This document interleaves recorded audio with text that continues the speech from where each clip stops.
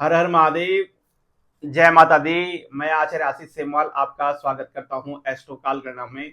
प्रिय दर्शकों, आज मैं तुला राशि का राशिफल बताने जा रहा हूं। जैसे कि आपने थंबनेल में देख लिया होगा, 50 दिनों के लिए प्रेत योग बनने जा रहा है। इसका प्रभाव तुला राशि पर कैसा रहेगा, जो राशिफल बताने जा रहा हूँ चंद्र राशि के आधार पर। अगर आपको अपनी चंद्र राशि बतानी है, इस राशिफल को आप अपने प्रचलित नाम राशिफल पर घटित कर सकते हैं। समझने के लिए यहाँ पर मैंने कुंडली का निर्माण किया, जहां पर 7 अंक लिखा हुआ आपकी राशि तुला राशि है। और आपकी राशि छठे भाव में जहां 12 अंक लिखा, वहां पर राहु ग्रह पहले से विराजमान थे। यहाँ पर 29 मार्च को बड़ा परिवर्तन शनि का होगा। शनि ग्रह यहाँ पे पूरे 2.5 वर्षों के लिए आपके छठे भाव में आएंगे।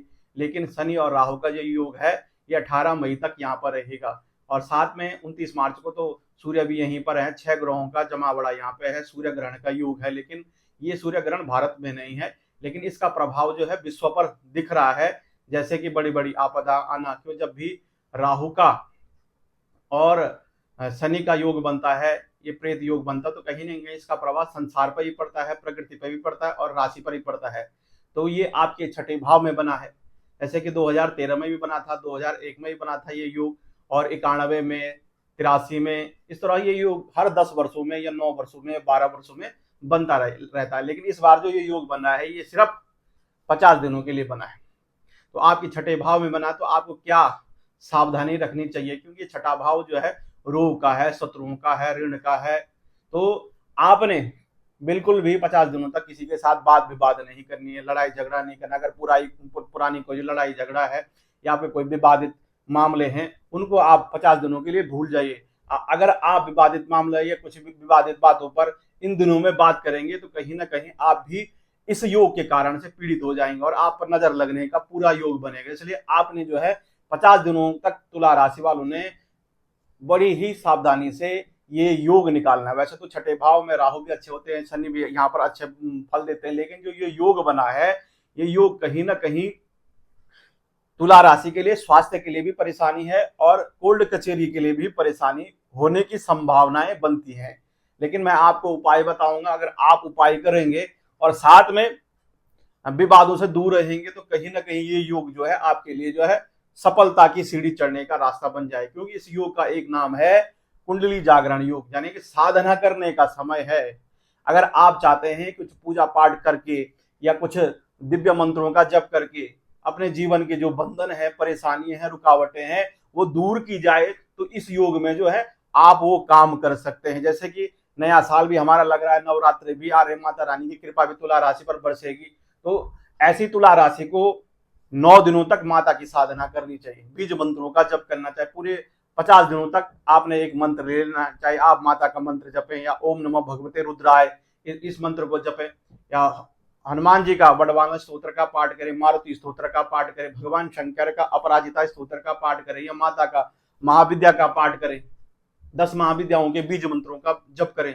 तो कहीं ना कहीं आपके जीवन में जो भी परेशानी है, इस समय परेशानी को दूर करने का समय है। अगर आपने साधना कर दी इस समय में, तो आपके जीवन के जो भी विवादित है, चाहे आपका पैसा कहीं फंसा पड़ा हुआ है, या कोई आपके काम जो है रुके पड़े हुए हैं, चाहे कोर्ट कचहरी में आपका मामला, या दाम्पत्य जीवन में समस्याएं हैं, या प्रेम संबंधों में समस्याएं हैं, कुछ भी विवाद है, या आपकी नौकरी में कोई आपका शत्रु है, या आपके व्यापार में आपका कोई शत्रु है, तो इन 50 दिनों में आप साधना करके, ब्राह्मणों के द्वारा जब पूजा पाठ करवा के, या स्वयं अपने आप पूजा पाठ करके अपने जीवन की जो भी समस्याएं हैं, उन समस्याओं को मिटा सकते हैं। लेकिन अगर इस योग में आपने वाद विवाद कर दिया, या ऐसे मामले जो आपके मामले जो विवादित मामले थे, जमीन से लेकर के धन संबंधी जो भी पारिवारिक संबंधी क्लेश जो है, इस संदर्भ में आपने इस योग में बात कर दी, किसी के साथ पंगा कर दिया, किसी के साथ बात विवाद कर दिया, या स्वयं अपने आप जो है भोग विलासिता में लिप्त हो गए। इस योग में आपने भोग विलासिता में भी लिप्त नहीं होना है। अपने चरित्र जो है ठीक रखना है, चरित्र को आपने जो है खराब होने नहीं देना। क्योंकि यहाँ पे शुक्र भी है, शनि भी है यहाँ पे विराजमान, राहु के साथ शुक्र भी कुछ दिनों तक यहाँ पे विराजमान है। इसलिए ऐसे योग में, और स्वयं सूर्य भी यहाँ पे कुछ दिनों के लिए है, तो ऐसे योग में बिल्कुल भी अपने चरित्र को आपने जो है संभाल के रखना है और किसी के साथ बात विवाद नहीं करना। अन्यथा आपके लिए जो है सूर्य के जो योग है वो सरकारी मामलों के लिए बहुत बढ़िया। सरकारी विभाग में अगर कोई काम आपके रुके पड़े हैं, वो काम बनेंगे। राहु की जो दृष्टि है वो आपके कर्म पर है, तो अचानक आपका धन संपदा व्यापार में भी अच्छा खासा मुनाफा होना या उन्नति होना, ये 50 दिनों में आप उन्नति को प्राप्त कर सकते हैं। पुरानी जो भी समस्याएं, उस समस्याओं को मिटा सकते हैं। ये दवाई ऐसी दवाई है, ये दवाई जहर का काम भी करती है और ये दवाई जो है व्यक्ति को जो है बचाने का भी काम करती है। ऐसा योग ये बना हुआ, इसको प्रेत योग भी कहते हैं, श्रापित योग भी कहते हैं, कुंडली जागरण योग भी कहते हैं, पिचास योग भी कहते हैं। तो समझ लीजिए, नामों से ही समझ लीजिए, ऐसी छाया जो आपको परेशान कर सकती है, उस छाया से आपने दूर रहना है और इस छाया के योग में आपने सिद्धि प्राप्त करनी है। जैसे कि आपने देखा होगा अमावस्या को जो भी साधनाएं करने वाले लोग होते हैं वो ऐसे समय में साधना करते हैं जिस समय जो तारामंडल में, ग्रह मंडल में जो ग्रहों का जो योग होता है वो ऐसे स्थान पर हो जिस स्थान पर व्यक्ति अगर ऐसे योग में जप करे तब करे तो उसको सिद्धि प्राप्त हो जाती है। तो सिद्धि प्राप्ति का योग, ऐसा योग आपके धन धान्य के लिए, उन्नति के लिए, भाग्य के लिए और स्वास्थ्य संबंधित परेशानियों के लिए आपके लिए बहुत बढ़िया होगा। विद्यार्थियों के लिए, पठन पाठन के लिए भी उत्तम होगा, क्योंकि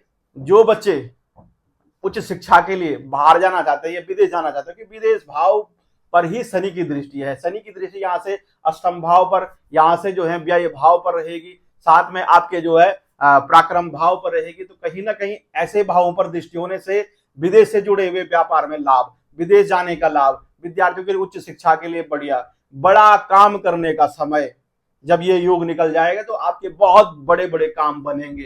तो समझ लिए तुला राशि वालों, आपकी हर परेशानी को मिटाने के लिए ये योग आया है। इस योग का जो है आप इस इच्छा पूर्ति भी कर सकते हैं और इस योग से अपने जीवन में समस्याएं भी पैदा कर सकते हैं और पारिवारिक कलेश को मिटाने का समय भी है। इस योग में अगर आपने पुरानी बातों को छोड़ करके, अपने पुरानी शत्रुता को भूल करके, मन में जो है अपने पारिवारिक जनों के प्रति अगर आपने भेदभाव जो है मिटा दिया और उनके साथ जो है आप प्रेम से रह गए तो आपके लिए बहुत उचित होगा। इस समय ये योग आपके लिए हर तरफ से उत्तम है। वह छठे भाव में जो योग बनते हैं, पाप ग्रह अगर इस भाव में बैठते हैं तो व्यक्ति के जीवन में हर तरह से सुख, शांति, समृद्धि, धन धान्य, ऐश्वर्य प्राप्त होने का ये समय है।